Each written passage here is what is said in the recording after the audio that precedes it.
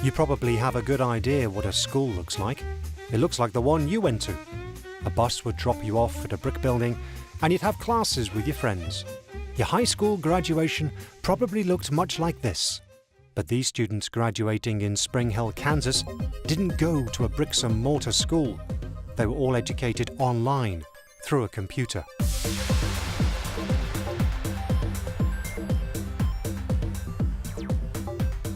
So you go online, you log in. There's great teachers. You've got your core classes. You just email them. It's no different, really. The school I would have had to go to otherwise wouldn't have been the best school. I think I got more help through this school. And so they graduate from the Insight School of Kansas, an online program of the Spring Hill Unified School District, which takes students from across the state. And the need is just flexibility to school from where they choose and kind of when they choose at times.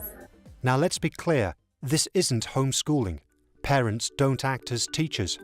We're talking here about virtual public schools, where there's no cost and classes are taught online. The boys do exactly what they would do in a brick and mortar school, except we get to do it at home and online. From the family home in Lenexa, Kansas, Phaedra's two sons attend the Kansas Virtual Academy. Hi, it's Doug.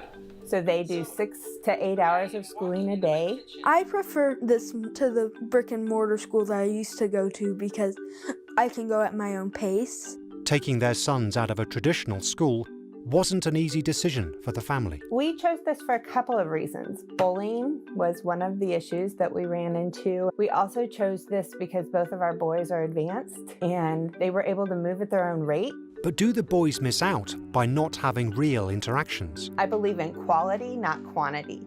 So yes, they were around 400 children every day, but how many of those were quality relationships that I appreciated? With this program, we do field trips, so they do go and see their classmates. Also, Gavin participates in a band. Aiden, my youngest, he plays the accordion. As technology allows more parents, like Phaedra, to work from home, perhaps the virtual school will become a viable option for many more in the future.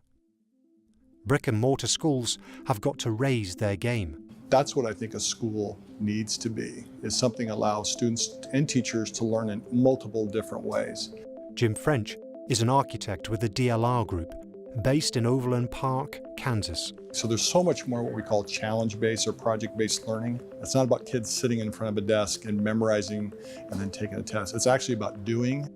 Jim and his team have designed schools right around the world, including this one in Lee's Summit, Missouri.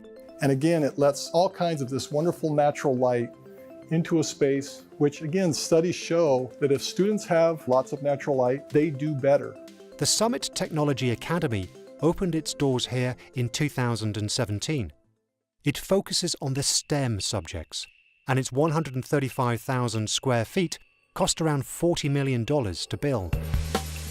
Jim's aim was to design a learning environment that was flexible. Student gets their lecture in the first 15, 20 minutes, and then they go build or create what they've been talking about. Me and 3 other students decided that we wanted to invent a device that would solve the problem of a loud blaring alarm waking up a household. So we came up with the product to solve our problem. This might look futuristic, but some of the most valuable learning takes place elsewhere. In some cases, the learning environment isn't just the classroom, it's the world beyond. Students need to progress with the emerging trends that are happening. That can only happen really not inside of the school, but outside of the school, because that's where the change is happening. I work at a local engineering firm in Lee Summit. It takes the classroom into the real world, the workplace. To remain relevant, brick and mortar schools need space, facilities, and connections with the world outside. Currently, I have students growing bacteria, learning about why it's important to have biosecurity for your animals. So if we're going to do a project, we come in here and it's just a really open space and nothing concrete, nothing set in stone in one place. Both the Northland Career Center in Plant City and the Forto Sage Career and Technology Center have labs attached to their classrooms. We are very hands-on. That's how we pretty much learn. We do everything. So I'm not taking somebody else's experiences, I'm taking my own. And students are sent outside to learn. Can I impress you with a comp dance? Yes. Great!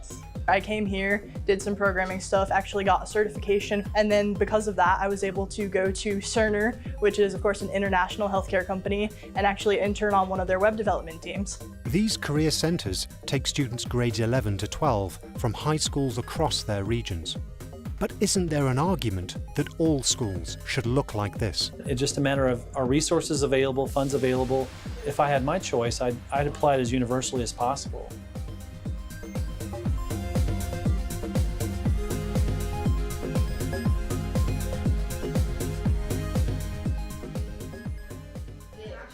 Like bigger items up there without using like the elevator or the stairs, they can use that the scissors.